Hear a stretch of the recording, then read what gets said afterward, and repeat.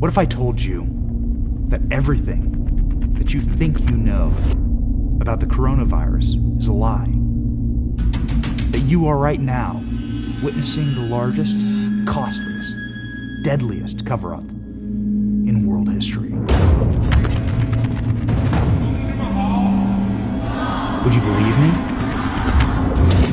What if you saw hard evidence and you started asking the scary questions? Why don't you watch? Decide for yourself. My fellow Americans, tonight I want to speak with you about our nation's unprecedented response to the coronavirus outbreak. The Chinese coronavirus pandemic will be recorded as one of the most consequential global events in world history. How the hell did this happen? Who's responsible? What you're about to hear is a true story, backed by scientific evidence and hard facts. There are those who witnessed what happened. People died to tell you this story. Listen to them, because otherwise, it is going to happen again.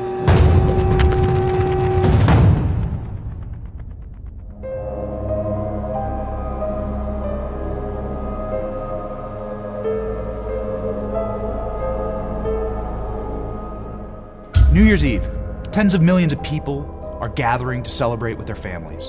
But in one of China's largest cities, the streets are eerily silent. Wuhan is located in the heart of China and home to more than 11 million people. Word has gotten out that there is a killer on the streets. A unique and deadly virus was spreading through the city's population at a blistering pace, and no one has any idea how to treat it or where it came from.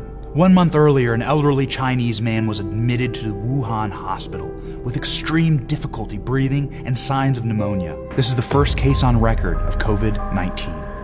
As the month of December pressed on, hospital wards in Wuhan exploded with cases of the unique pneumonia. Chinese doctors and medical staff began to come down with the same symptoms, indicating the terrifying prospect of human-to-human transmission. On December 30th, a Chinese ophthalmologist named Dr. Li Wenliang warned on social media of a respiratory illness ravaging the city.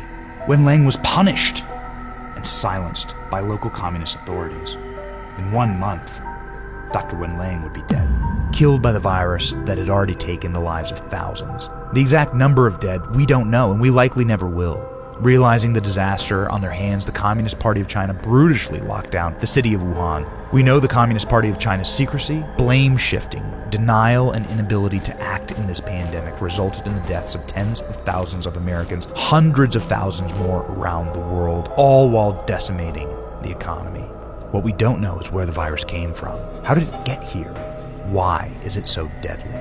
For clues on these questions, we will go to ground zero in Wuhan, focusing on what Chinese scientists, medical experts, and local officials had to say about this outbreak before the communist government stepped in and silenced them all. Let's start with what we know. There are two elements in this outbreak that have universal scientific consensus. One, the genome sequence of the virus is of bat origin and is specific to a species of bat known as the horseshoe bat. Two, the virus is genetically optimal for human transmission, while most viruses are not. This is what makes it so deadly. So the question is this: how did this specific virus jump from bat to human? The official Communist Party endorsed theory is that the jump occurred at the Hunan seafood wholesale market in Wuhan. However, this theory begins to fall apart when data from the original outbreak is examined. According to Chinese scientific papers published in January, studying the initial outbreak, 1/2 of the original cases had no exposure to the seafood market whatsoever. The alleged patient zero in December had no history with the seafood market at all. Furthermore, investigators and researchers found no evidence of the intermediate horseshoe bat, or any bats for that matter, being sold at the market. Further research from Chinese scientists showed that bats were never a food source for local residents of Wuhan. In fact, there are no known colonies of the horseshoe bat within 600 miles of Wuhan. The natural habitat for these bats are in secluded, high, dark mountain caves in the south of China. So how did these rare and dangerous animals get into the densely populated city center? For the answer to these questions, we turn to the writings and findings of two Chinese researchers. Researchers Zhao Boutao from South China University of Technology and Lei Zhao from Wuhan University of Science and Technology set out to establish the most likely source of the virus. Their research thesis is entitled The Possible Origins of the 2019 Coronavirus. The respected Chinese scientists immediately rule out the Wuhan seafood market as the source of the virus and began a search for an alternative location where we have proof of horseshoe bats and humans interacting. The Wuhan Institute of Virology is a Chinese government-run research center 2 miles from the Wuhan seafood market.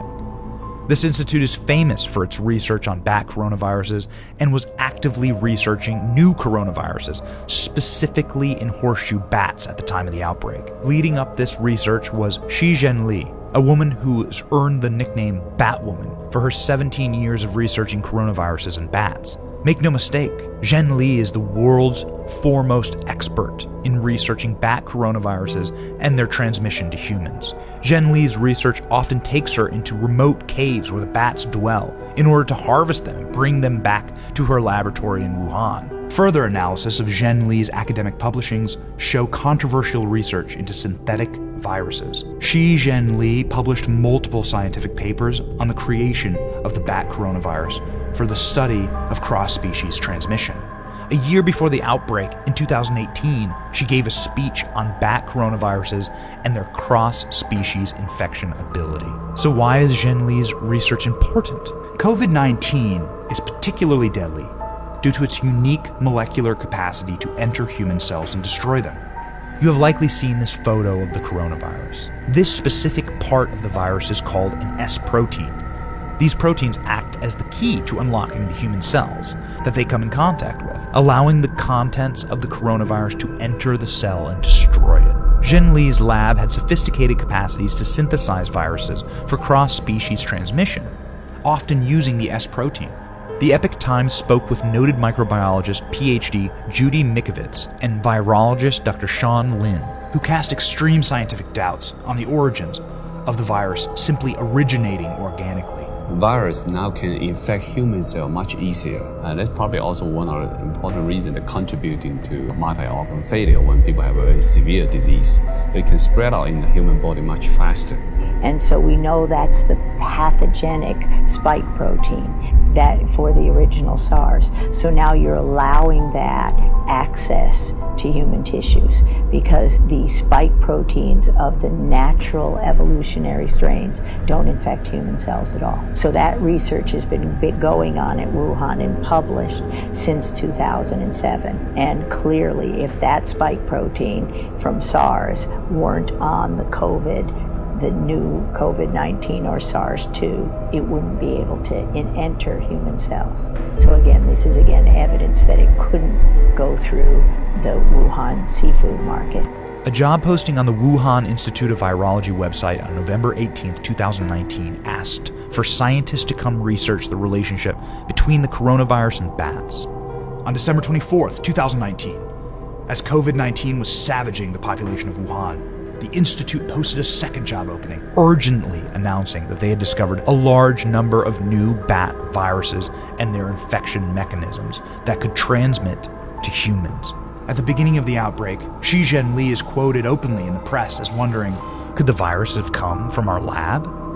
The independent Chinese researchers investigating the outbreak noted that scientists in the lab have a history of being infected with bat coronaviruses. Scientists in the lab have reported getting attacked by the bats and splattered with bat blood and bat urine.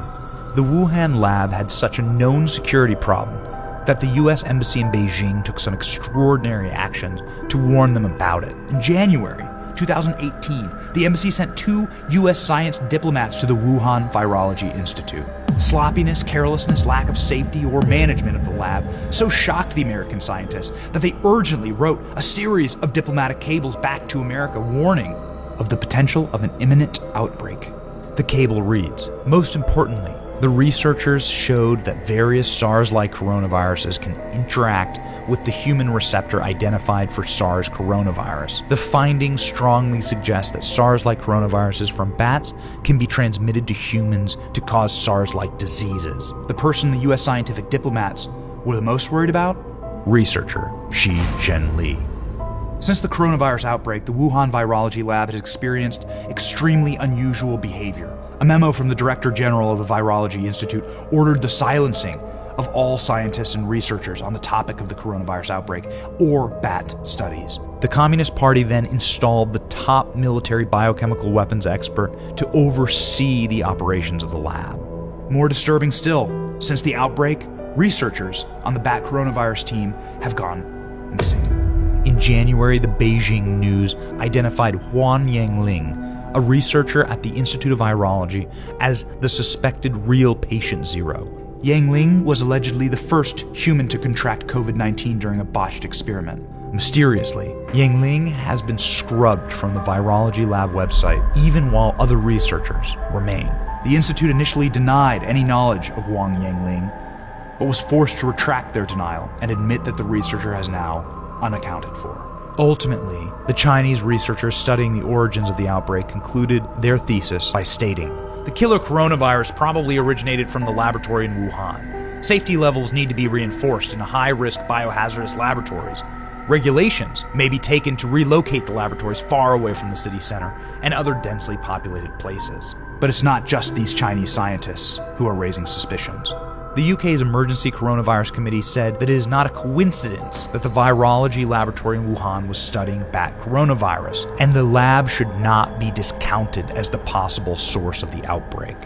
American microbiologist Professor Richard Ebright, a biosecurity expert, warned that the safety levels of the Wuhan lab were woefully lacking.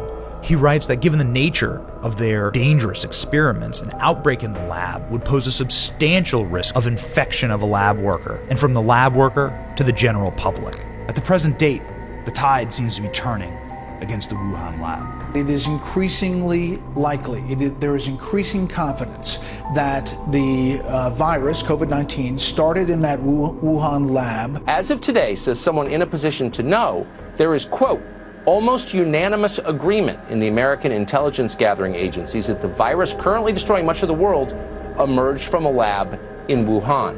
The NIH gives this $3.7 million grant to the Wuhan Institute of Virology. They then advertise that they need coronavirus researchers. Following that, coronavirus erupts in Wuhan. And then what's really troubling to me is that either conspicuously or miraculously, the Wuhan Institute of Virology is able to sequence the virus on January 2nd, but China doesn't admit to the virus existing to January 9th, and then the Wuhan Institute of Virology doesn't release this important scientific information to the world until January 12th. So at best, Americans are funding people who are lying to us, and at worst, we're funding people who we knew had problems handling pathogens, who then birthed a monster virus onto the world. The question is, have you seen anything at this point that gives you a high degree of confidence that the Wuhan Institute of Virology was the origin of this virus? Yes, I have. Yes, I have. Beijing has yet to provide U.S. experts with samples of the novel coronavirus collected from the earliest cases.